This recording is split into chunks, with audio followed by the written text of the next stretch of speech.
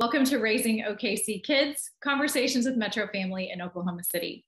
I'm Erin Page, and today I am so excited to be welcoming back one of our most popular previous podcast guests, Brittany Keck, Training and Capacity Building Manager for Thrive Sexual Health Collective for Youth. Today, Brittany is going to be answering your parent questions on talking to kids about sexual health. Welcome, Brittany. I'm so glad to have you back. Yay, thank you for having me. I'm so excited to be back as well. I'm so glad to hear that there was such great feedback last time, and I'm ready to talk through some of these questions. I, as always, am ready to learn from you today. And it was just about a year ago that we recorded our first podcast together. That conversation covered topics like talking to kids about puberty, consent, and pornography. And then that podcast was really the jumping off point for Thrive's year-long series in MetroFamily Magazine, authored by you and Dr. Roniel Matthews, on talking to kids about sex, with each installment focusing on a specific age group of child to really help parents navigate what kinds of conversations we should be having and what information we should be sharing throughout our kids' childhoods. Both that podcast and the full series of articles can be found at metrofamilymagazine.com. Throughout the whole series, Thrive has covered a lot of important topics, and it really empowered parents to have these ongoing conversations with our kids.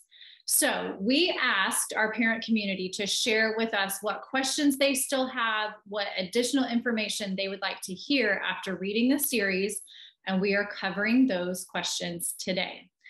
So our first question, I love this question because it says to me that parents are really embracing Thrive's mission of positivity and shame-free information.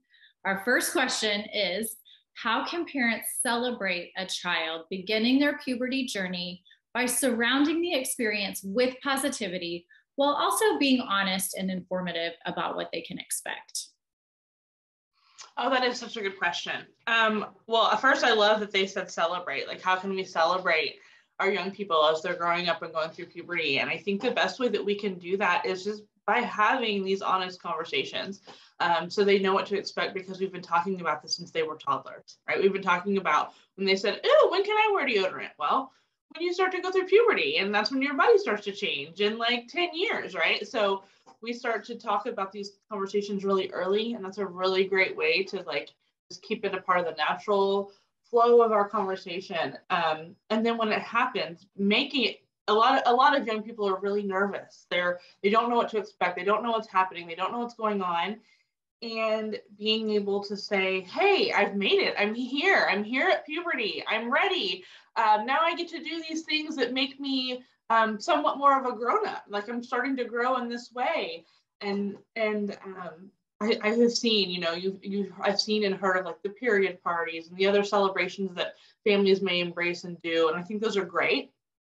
As long as we're not embarrassing them too much. We don't want this to become like a scary thing, an embarrassing thing. But I think that if your child is ready and wants to have something like that, and your whole family is in on it, let's do it. Let's have a special dinner. Like, hey, we're here. We're at puberty now. Let's do this. It'll be a really great positive experience for them and the whole family to be involved. I love that. Kind of the idea of following our kids' lead there. And yeah, I love the framework around the words of celebration and being positive. I think that's so important, and what you and Roniel have really talked about throughout this whole series. So I love that parents are really zoning in on that. Me too. I love that. Let's talk about the emotional part of puberty. So this question kind of stopped me in my tracks, because I was thinking, oh, right. As a mom, it's not just the physical changes I need to prepare my kids for, but it's the emotional and hormonal changes that I've got to be talking about with them too. So how do we help normalize these emotional, hormonal changes with our kids and make sure we're prioritizing that part of the conversation too? That is a really good question. So, well, the first thing I would say is we probably would need to make sure that we understand those changes ourselves as the caregiver, as a parent, trusted adult. We need to make sure that we're understanding what to expect so that when there are these slumps or these, emotional times for our young people, we're expecting that to happen. We realize that's going to happen, and it's a normal part of development. When they start testing the waters, when they start to maybe what an adult may see as like they're sneaky or they're trying to keep things from us, this is all part of them gaining their independence. Their brains are changing. And it's part of the conversation we need to start having with them, that you may feel this need to pull away. You may feel frustrated, upset, and open that up is a perfect time to start having these conversations. I think it's really important to push them to multiple trusted adults, not just us as the parent, but who are some other trusted adults we can talk to help them to navigate through that. Because sometimes whenever it is us as the parent, it's a little hard to pull ourselves away and not be in discipline mode or, guiding them in the right direction, which is our role as their parent. And they still may have questions, and they still may have things that they want to kind of parse through without a parent, but somebody who can really help guide and trust. So helping them to find that person and letting them know that this is normal, this is okay. My brain did it, your brain's doing it. We have a lot of emotions right now, and it's part of you growing and changing into an adult. And we just need to help them to be responsible, help make healthy choices here as this is happening. Love that. I think it's hard for us as parents because oftentimes we bear the brunt of our kids' emotions as they're going through puberty, right? Like they're mad at us, they're frustrated with us, they take all the emotions out on us. So it can be really hard, I know, for me to kind of take a deep breath and take a step back and think, is this a battle I need to be having today? Is this something I need to discipline? Or is there a conversation that we need to have because my kid doesn't understand what's going on in their own body right now? Yeah, there's an excellent book out there. Why Do They Act That Way? And it's a great resource for parents to kind of look into what's happening in their brains. Why are they changing? And I think it's that book that talks about, the frontal lobe, the front part of their brain, the decision-making piece of their brain isn't developed yet. This is what causes them to be a little bit more reactive. This is what causes them to be impulsive in their decisions. And it's our job as their parents or their caregivers to be that frontal lobe for them, which can be really challenging if we don't understand this, if we don't understand the brain science and what is happening in their brain and why are they doing this and why are they talking like this and what is happening to my precious child. They're all of a sudden it seems like they don't like me anymore. But this is all so normal for most adolescents. Not all go through that phase and not all go through that strong pull and rebellion. Some do, some don't. But I think it's really important to realize that if we are understanding this, it can make it a lot easier on us as caregivers and really be thinking about how do I help inform their decisions? How do I get ahead of this and work with them on this decision making together instead of them trying to do this and navigate this by themselves? Yeah, that empathy, I feel like when I really stop and educate myself and think back even to what I felt like when I was my child's age, when I approach the situation with empathy, it makes a big difference for me. Oh yeah. Just doing a quick reflection of what was this like for me when I was 14, 15, 16, right? What was I going through? It can really, when you think about what happened, what was going on, what kind of questions did I have, what kind of answers, what kind of adult did I need in my life? Those can all help inform us as we're moving through and trying to be an empathetic and just really great resource for our young people. So helpful. Okay, let's talk about another topic that I was thinking back to my own public school education in Oklahoma. What kind of sex education can I expect my child to receive in school? I can vividly remember these experiences for me in school, and I don't know if I should say I'm dreading it for my kids, but listen, it wasn't great. The sex education I received in school in Oklahoma was not great. So what can I expect as a mom now that my kids will experience in school? And how can I help maybe prepare them for those experiences? So I wish I had a really, really great, solid answer for you. The short answer is in Oklahoma, sexual health education is not mandated. So because of that, it's not the same everywhere you're at. Everywhere you go, every school district can be a little bit different with the way they implement sexual health education. So some schools, it's their nurses or counselors, or even like a teacher, like maybe a biology teacher or something, maybe implementing within their own classrooms. And other places, they are bringing in outside guests to come in, and sometimes it's like a one conversation thing still happening. Other times they're bringing them in to have like a full curriculum within the school.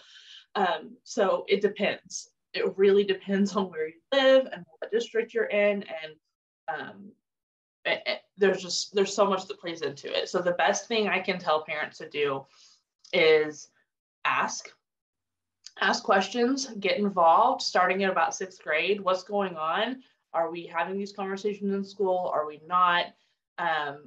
What does this look like? Usually, if there's a sexual health education program going on in the school, there will be permission slips sent out. Oftentimes with those, there's some kind of a parent preview or a person you can reach out to ask additional questions. I know some programs even offer like a parent preview night, where you can come in and you can see the materials, review it, ask questions then. So get involved. The best way you can know is to get involved and ask questions. Depending on where you live, it will look very different. And the best way to prepare is really just asking them, where are you at? What are you thinking? How are you feeling about this? It's not mandatory in Oklahoma. So while we want to encourage our young people to attend them and ask good questions, they may just not be ready. They may be uncomfortable. You as a family unit may not be ready for them to be learning, depending on what's going on in the school. So it's okay to opt out. Just really supporting them, support young people on this journey. And like I said, I wish I had like here, this is what you do, but it looks so different in every district in Oklahoma.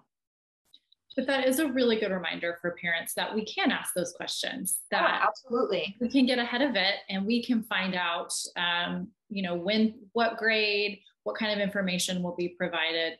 I have been really impressed with my kids' school district because in elementary school, they have worked with the Care Center to share the ROAR program. Good. Yeah. Which I was thrilled that they had the opportunity to learn about that. And you're right, there were permission slips that came home and information that parents could receive in conjunction with that program. And you can probably give a better description of the program than I can, but it really just teaches kids body autonomy and safety. That's exactly what I would say. It's a body program. It's completely age appropriate for young people to start thinking about safety and what to say and bodily autonomy. Yeah. And my kids loved it. Good. I had told them a little bit about it, before it was going to happen, and they felt like it was great. So they had really good experiences with it. I do feel like, as you've talked about so much, that elementary age is great because kids are still pretty open with parents and are happy to ask a million questions, exactly what they want to know. So it was a really good first experience in school for them to have a little bit of foundational sexual health education. Yeah. And hopefully wherever they are, that'll just continue to build for them as they move through school. Something you said made me think of, like, it's really important to read through those permission slips when they come home and to ask questions, because sometimes, and it doesn't matter what group is coming in or what they're doing in school, sometimes it may not align with our values or what we want taught in our home. And so it is really important to ask those questions and attend those parent previews. I just happen to know that some of those programs that do those have a hard time getting parents to come and never get phone calls, but have really high participation in their classes. So what that says to me is parents are saying, yeah, I want them to do this, but I don't want to talk about it. I have no questions. And so what I really want to encourage parents to get involved, because you are their number one teacher. They will fall back on you and come back. And if they can't circle back and ask those questions at home, the lessons they're learning at school may or may not be being reinforced at home, and it may or may not be in line with your values and what you're thinking you're wanting to be talking about your young person with. So get involved, just really get involved, ask questions. And you can always start just at the teacher level. If you have a relationship with your student's teacher, send them an email. What's going on? Are you doing anything yet? It's 6th grade. I know puberty is ramping up for most of your students right now. Like what's going on here, and what can I expect? Such good information, Brittany. Thank you. Let's talk about tweens and teens. This was another really good question that I know a lot of parents deal with. What about our kids who don't want to talk about sexual health? Of course they don't, right? Of course they don't. They clam up, they ask us to stop talking about it. How can we help our kids get more comfortable having these conversations, or maybe at least listening, but also be respectful of their discomfort? How do we navigate that? I think it's important to not force the conversation. I always would recommend using teachable moments. So you heard something on TV or on the radio, or you even saw something in public, helping to kind of process through that and those situations first, rather than like, okay, let's sit down, you make eye contact with me and we're going to talk about this. Like that can be really intimidating, especially for a teen and tween, anybody, to really have to sit and talk to an adult, even if it is their parent, even if they are confident and have a great relationship. It can still be really hard. So I encourage parents to take those teachable moments, be really open, using open-ended, conversation starters. Like if they're asking questions, well, where did you hear that from? Like, what do you already know here? What do you think about that? Those kinds of questions to kind of help the conversation, instead of saying, well, you don't need to know that. That's just for boys. You don't need to know that, or you're too young for that. Or why do you need to know? Like your tone changes, right? So really asking open-ended questions very early on. But if they're not open and they're not wanting to talk, that's okay. Maybe helping them to think about, earlier I was talking about helping them find other trusted adults. It's a really hard place to realize sometimes as a parent that your child maybe does not identify you as their trusted adult when it comes to sexual health. Maybe they want to talk to an aunt or an uncle, or a family friend, somebody else who they're a little bit more confident with. So help them to think about, who can my trusted adults be? What does that look like? And try really hard as the parent to not identify them for them, because somebody that you have said is a trusted adult, and like, hey, so-and-so is my best friend, they're a trusted adult, and you can talk to them, that your child may not see them as somebody that they have that true connection with. They may not be trusted to them.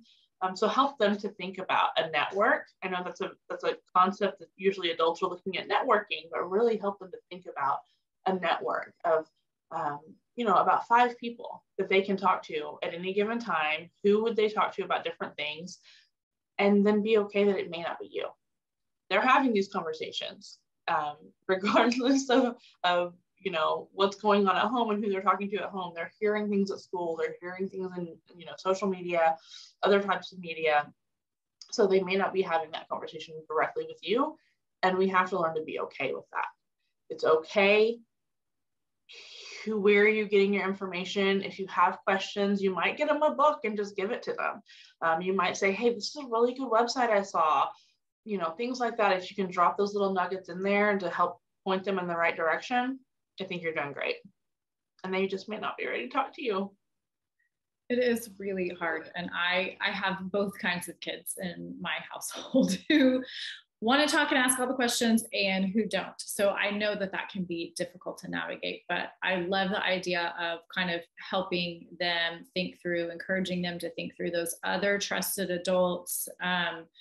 We are big proponents of therapy in my household for all kinds of things. And so that, I know for me, that has been valuable, especially for my kiddos who maybe aren't always as willing to have long conversations with me about anything, whether it's their mental health or, anything else going on with them. And I love the idea of giving them a book, directing them to a website, that I have a couple of books that I've read through as mom, and then pass it to my kids and say, if you have questions or you want to talk about this, let me know. But at least I know the information that I'm giving them is, like you said, in line with our family values. It's good quality information that I want them to know, and then kind of let them make the next step. Yeah. And if you go to Thrive's website, thriveokc.org, under the resource tab for parents, there's a book list there. So if parents are wanting to go that route or wanting to use books, I think that's a great way. Just leaving it out, leaving it on the table, things like that, so they can start to explore it on their own time. I think that's a really great way to open that door and open that conversation. I think we've talked about before that the car is my favorite place to have hard conversations with my kids. Yeah. It's a good place because you're looking at the roads and they're looking around, and yeah, it's great. It's great. You have a captive audience, and you don't have to look directly at each other. That was a lesson that my mom taught me. So yeah, it works in many situations. I love that. They can't run. They can't run from me. They have to stay right here.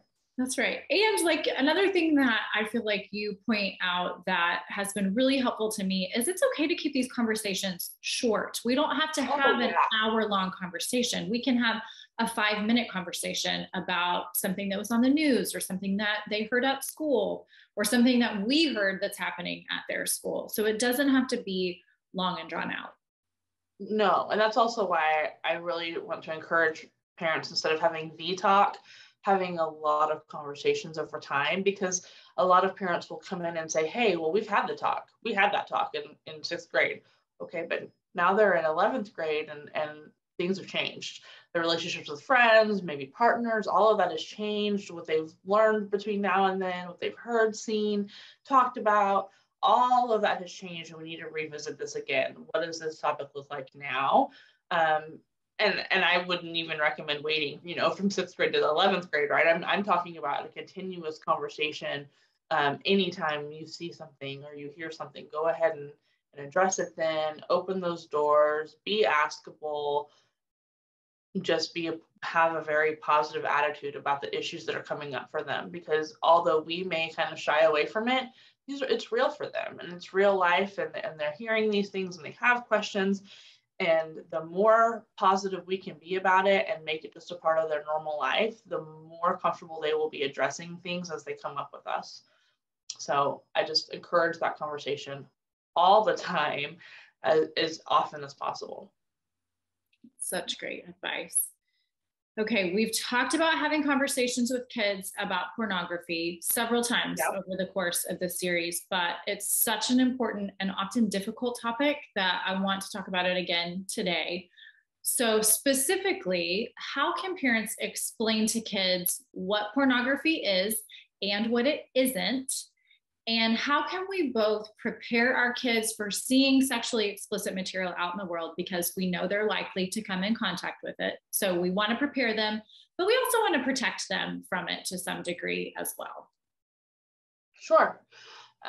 So I think the first part of that was what pornography is versus what it isn't. And so I think it's really important to be able to explain to them that pornography is adult entertainment. It's for adults, and it's typically not showing realistic relationships. So just like another movie might show, everything we see in movies and TV is not real. Same goes for pornography and other things that we see on the internet. Not everything that we see is real. So it's really important to understand that. It's important to go through the topics of consent, and that, what does consent look like? How, this is maybe not happening in whatever we've seen as far as pornography. It isn't usually realistic. So I want young people to understand that yes, they probably will come across pornography as a young person before they're ready. And it is really important to realize that it is not realistic, and it is not usually the most healthy depiction of a sexual relationship. So that's the first thing.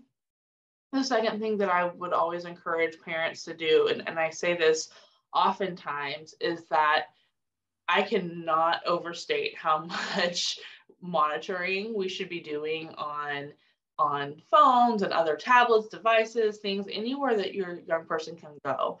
And when I think about it, and I think about a young person going somewhere, I'm not going to let my young person, my child, just go to the mall by themselves. I'm not going to let them just go to a neighbor's house that I've never met.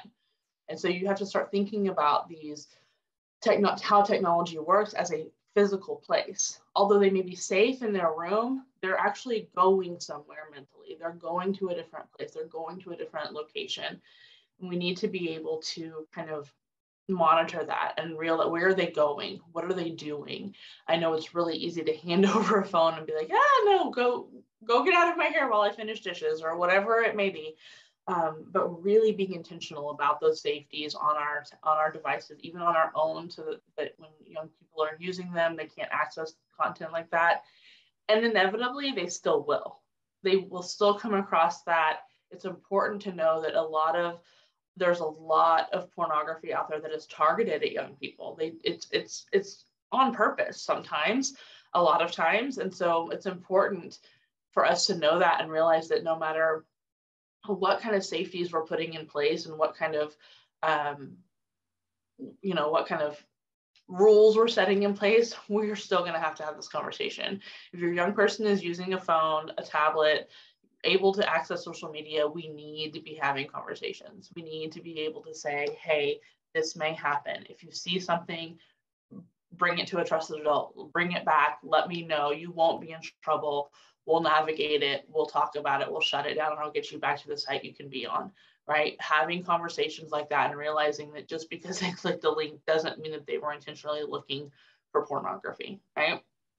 And then we have to also realize that at some point they may be accessing it on purpose. They may be accessing it because of curiosity, because it is out there and it is available. And how do we have those conversations and talk about safety and consent? What values are we trying to talk through here with our family, right? It's all things to think about. And the reality is that pornography is available and it's out there. And then this is not, back in the 70s when we had to show an ID to get, access to anything. It's very, very different. Young people can stumble upon it as early as 5 years old if they have a tablet. So we have to be aware, and we have to be ready to have those conversations if we're going to give them access, which most of us will. And I would add, even if our kids don't have a phone or a tablet, they're often around others who do, even if it's at school. That's such a good point. Yeah, I'm glad you said that. Yes. And absolutely, if you're not giving your child access to the internet in any way, shape, or form, they will have access through friends, or they will at least hear about it through friends, at school, wherever. Yeah. And even if they're at school and they have all of the precautions on those devices, they can find a way around it. Absolutely. Yeah. So absolutely. I think, even for parents who are very adamant that their kids won't personally have access, and, if that's the right choice for your family, that's wonderful.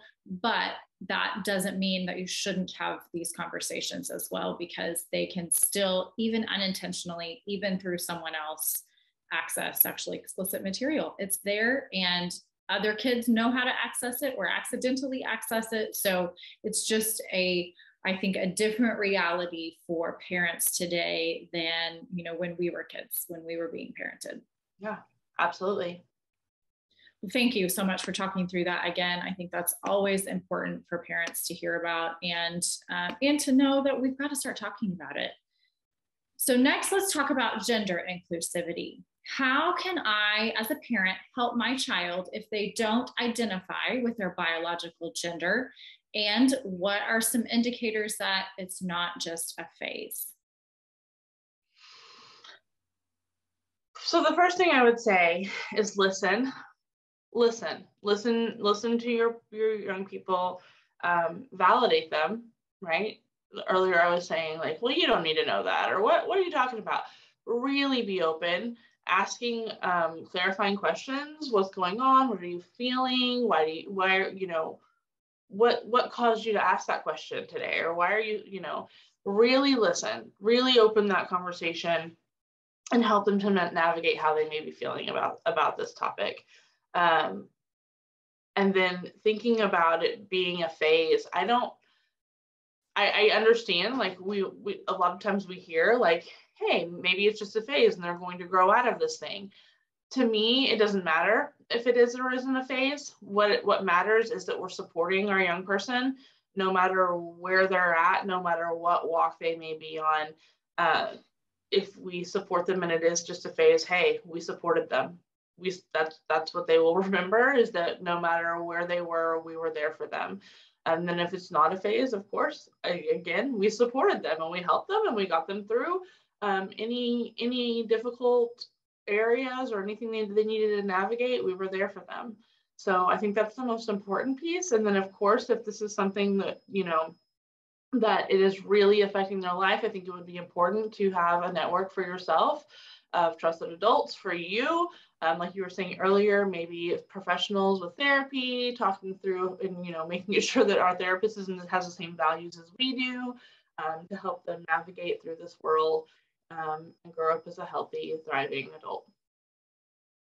I think it's true often that our kids know more about gender inclusivity than we do. Because I think kids are talking about it more in school than certainly I remember experiencing when I was my kids' age.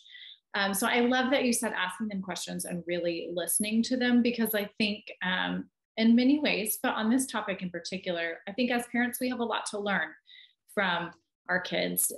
So I think it's important to hear what they're talking about at school, what they're hearing at school. And two, I love that you said it doesn't matter if it's a phase or not. I know several families who had kids that wanted to try out different pronouns, and so they did. And they were supportive of their kids and remembering the pronouns that their kids wanted to be used. They were supportive of their kids with their teachers when they were ready for their teachers to use those pronouns as well. And you're so right. It doesn't matter if those pronouns stick or not. What the child remembers is my parent is supportive of me at home and out in the world. Yeah, absolutely. And it's how would we support them in anything else, right? How would we support them if, say, today they were playing football and then they decided this year they're going to try baseball. It's that simple. Okay, well, let's switch, let's change, let's do what we need to do to make sure you have what you need and be successful at whatever you're doing. Just continue to ask, what do you need? What do you need from me, and how can I be there for you, and what could we do as a family to support you? And I will add that both Thrive and MetroFamily have lists of resources for LGBTQ youth and their families, some great affirming resources both locally and nationally that can give some really good direction and support to families. Absolutely. Let's talk about body positivity. So this can be challenging for us as parents, as moms. So as we are talking with our kids, when it comes to body types in particular, how can we make body types more of a neutral subject rather than even unintentionally celebrating one type over another? Basically, how do we help our kids love the skin that they're in? I think the best thing to do is comment on their body as little as possible. We oftentimes tend to, oh, you're so gorgeous and you're just such a pretty person, or, whatever, which is great and awesome and to be affirming. But also, what does it look like if we say, oh man, you worked really hard on your hair today, and just praise the effort, right? Regardless, you're still commenting, hey, I like what you did there, and I love your hair today. But let's look at their effort, what they were doing, and how they were taking care of themselves, and continue that behavior. It can be really difficult. Sometimes you hear out, in public, people talking about bodies all the time and commenting, and that's the number one compliment that people may get is on their appearance. But let's work and try and reframe that a little bit and think about how to positively compliment and affirm in other ways, and not comment on bodies at all if we can help it, and not bring attention to their body. Because ultimately, even as we're complimenting, as things change, as they go through puberty, well, my hair doesn't look like that anymore, I don't have the same face, I've got acne, things have changed, and they can cause a lot of, self-doubt and insecurities as they start to grow and things change. So again, as hard as it may be, I would just recommend not commenting on bodies at all, unless as a caregiver you need to, for hygiene issues, or there's something going on that we need to address. Other than that, praise their work, praise their effort, the things they're doing. You did great in ballet, or you rocked it at baseball. Those kind of things. Really praising effort and work rather than things that they can't really help, like their body. That is such good advice, especially as kids in those tween and teen ages are so uncomfortable in their bodies. They feel awkward, they feel uncomfortable. And so you're right that, even when we unintentionally draw attention to how they look, that can be hard for them. And you have to think too, what does that look like if you've got siblings in a home and, you're praising one of your I keep saying students, but one of your children's hair because you like their hair, or, things like that. What does that look like? And how can we be supportive of everyone all the time? And also asking questions, because inevitably they're going to get a little insecure, a little awkward, feeling weird about how they're looking. What do you need? Do you need a new shirt? Do you want to get your ears pierced? Or, what are you thinking here? Why are you asking about this? Just really helping them. And if it's something that we can do that's in line with our values at home and what we're, yeah, sure, let's go get your ears pierced. Or sure, if you're really wanting to color your hair pink, let's talk about what this looks like and where we're all comfortable. Let's do this. If you can, if support them as they're changing, but also not commenting so much as on the compliment side. I think the other part of this that's been important for me to really remember and pay attention to as a mom is to not comment on my own body unless it's positive. I try so hard to not say anything negative about how I look, what I think about myself, and to only, even like obnoxiously, it feels very uncomfortable, say good things about my body. I really like how I look in this bathing suit.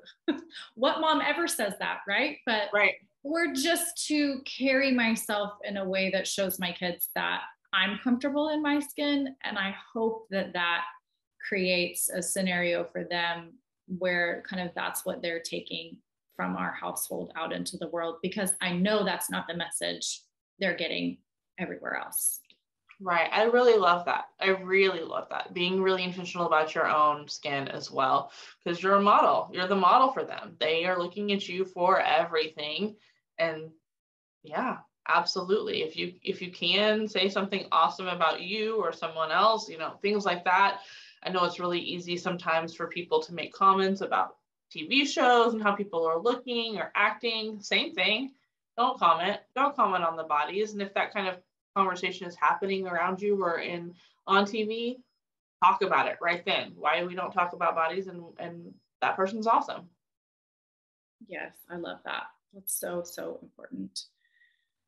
Okay, as we close out our conversation today, Brittany, give us an overview of what additional resources parents can find on Thrive's website to really help them feel empowered to continue these conversations with their kids about sexual health. We have all kinds of resources at thriveokc.org. We have resources for parents, for professionals, and for teens. So they're really easy to find right there on the front page. There's all these little speech bubbles that are so cute that will tell you right where to go to get the information you need.